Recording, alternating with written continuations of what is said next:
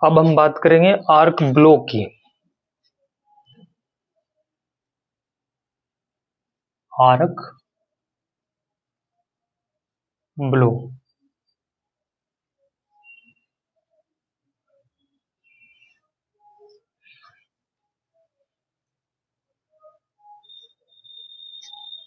तो arc blow क्या होता है? इसमें आर्क अपनी निश्चित दिशा तथा पथ को छोड़कर इधर उधर होने का यत्न करती है। जैसे कि ये हमारा जॉब है, तो अपने को वेल्डिंग करनी है यहाँ, तो ये हमारी इलेक्ट्रोड है, तो वेल्डिंग यहाँ करने की बजाय ये कभी तो इधर हो रही है, कभी इधर हो रही है, कभी इधर हो रही, कभी इधर हो रही है, तो बीच की जगह तो खाली रहेगी ना। तो हमारा जो बीड है, जो रिपल वाली बीड बोलते हैं, इस तरीके से, इस तरीके की बीड नहीं बनेगी। तो बीड कैसी बनेगी? ऐसे।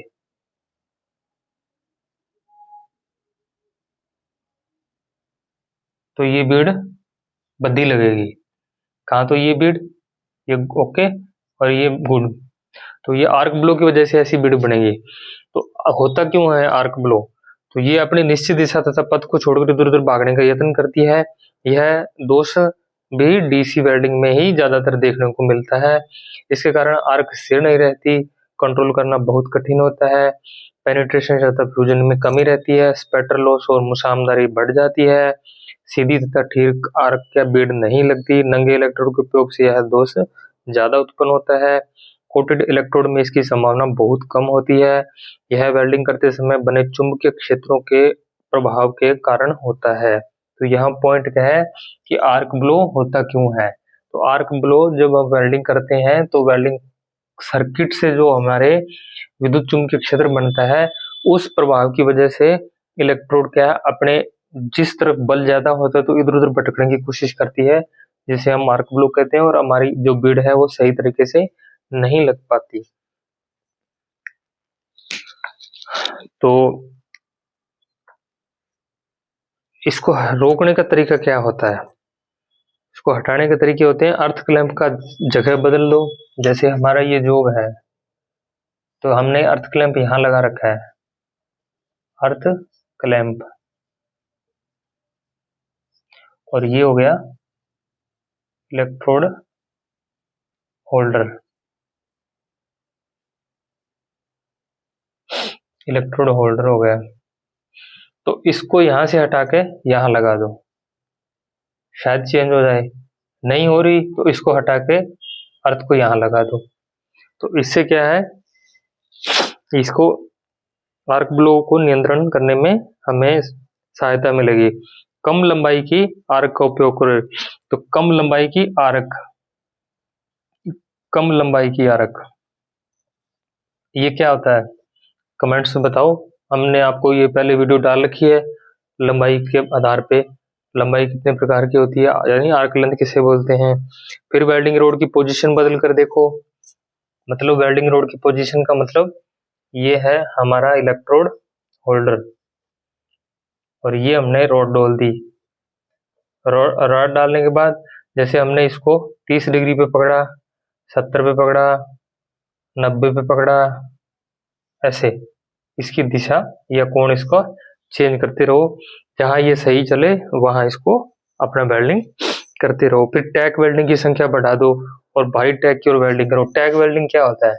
ये हमारा वेल्डिंग जॉब है, तो यहाँ अपन छोटे छोटे वेल्डिंग करते हैं, तो उनको टैग वेल्डिंग कहते हैं। इसके बारे में वीडियो आपको अलग से बनाकर दिखाई जाएगी। तो काम के इर्द गिर्द इलेक्ट्रोड को लीड के 1-2 चक्कर दे दो। ये जॉब है, वेल्डिंग रोड है, ये वेल्डिंग रोड के जो हमारे लीड होती है, तो लीड को हमें इसके वेल्डिंग जॉब के चारों तरफ 1-2 चक्कर लगा दो, तो जो चुंबकीय क्षेत्र है वो एक समान हो जाएगा, जिससे हमारी बीड इधर उधर खींचने की बजाय अपने इलेक्ट्रोड इधर उधर नहीं खींचेगी, और हमारी वेल्डिंग बीड है जो एक अच्छी रिपल वाली वेल्डिंग जोड़ बन जाएगी।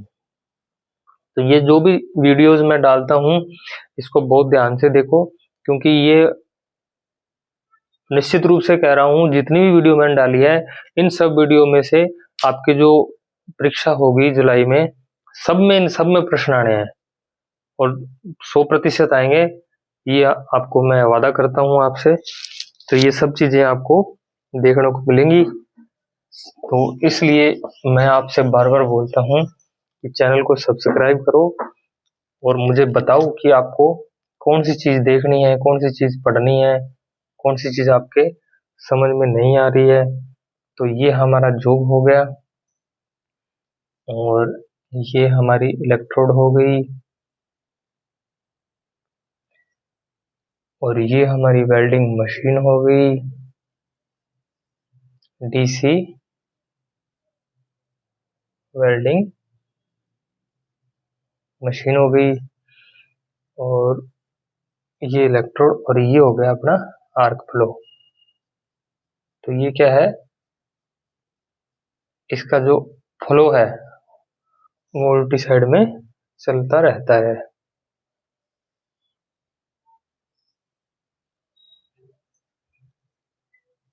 आ गए समझ? तो ये इस तरह से चल रहा है, ये होगी इलेक्ट्रोड। तो समझ में आ गया होगा आर्क ब्लो किसे कहते हैं। साधारण भाषा में आर्क ब्लो किसे कहते हैं। आर्क ब्लो वेल्डिंग करते समय वेल्डिंग बीड इलेक्ट्रोड का अपने सही पथ से इधर उधर भटकना ही आर्क ब्लो कहलाता है। क्यों होता है? यह चुंबकीय क्षेत्र के कारण होता है। वेल्डिंग करते समय अपने जो वेल्डिंग कार्यखंड के ऊपर चुंबकीय क्षेत्र या चुंबकीय प्रभाव पड़ता है, उसकी वजह से इलेक्ट्रोड अपने पथ से इधर उधर खिंचती है। जिधर प्रभाव ज्यादा रहेगा, चुंबकीय क्षेत्र का प्रभाव ज्यादा रहेगा, उस तरफ हमारी वेल्डिंग इलेक्ट्रोड खिंचेगी और हमारी बीड अच्छी तरीके से नहीं बन पाएगी, जिसे हम आर्क ब्लो कहते हैं। इसके रोकने के तरीके आपको बता दिए। अर्थ की जगह बदल लो, इलेक्ट्रोड का कोण चेंज कर लो और टैग वेल्डिंग की संख्या बढ़ा दो और लंबाई कम कर लो, पोजीशन चेंज करके देखो। तो समझ में आ गया होगा। मिलते हैं नेक्स्ट वीडियो में।